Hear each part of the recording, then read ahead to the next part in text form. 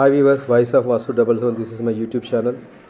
Watch and subscribe. Please press the bell icon to get more videos.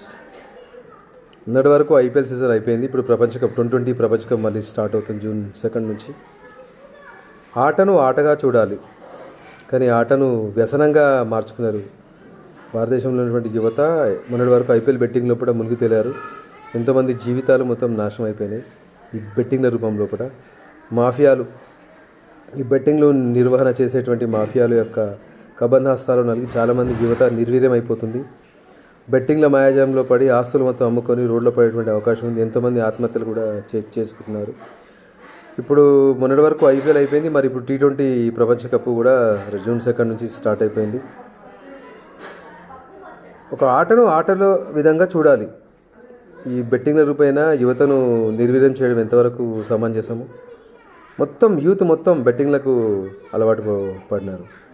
ఇప్పుడు IPL మ్యాచ్లు మొన్నటి వరకు ఆడితే లక్షల కోట్ల రూపాయలు ఆటగాళ్ళు కానివ్వండి, ఆ ఫ్రాంచైజీస్ కానివ్వండి, ఆ స్టేడియం నిర్వహించేటువంటి GHMC వాళ్ళు కానివ్వండి, అంటే స్టేడియం నిర్వహణ చేసేటువంటి మున్సిపల్ కార్పొరేషన్స్ కానివ్వండి, వాళ్ళు సంపాదించుకున్నారు.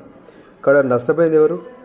యువత మాత్రమే. దీనిపైన ఎలాంటి అదుపు లేదు. ఎక్కడో అక్కడ తరచుగా అటాక్స్ చేసి పట్టుకుంటున్నారు తప్పితే, కానీ ఈ యొక్క బెట్టింగ్ని పూర్తిస్థాయిలో నిర్మూలించడం సాధ్యం కాదు.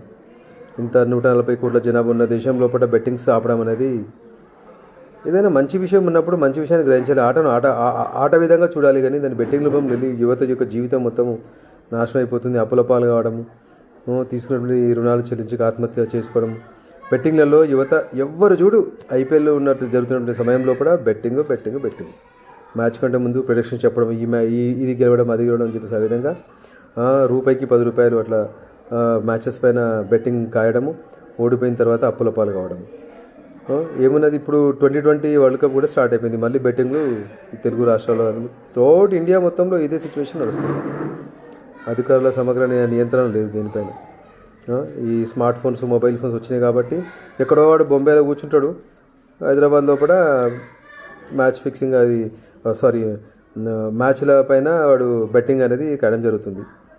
వస్తే రూపాయి, పోతే 10 రూపాయలు. అలవాటు. మనిషి ఆశాజీవి కదా.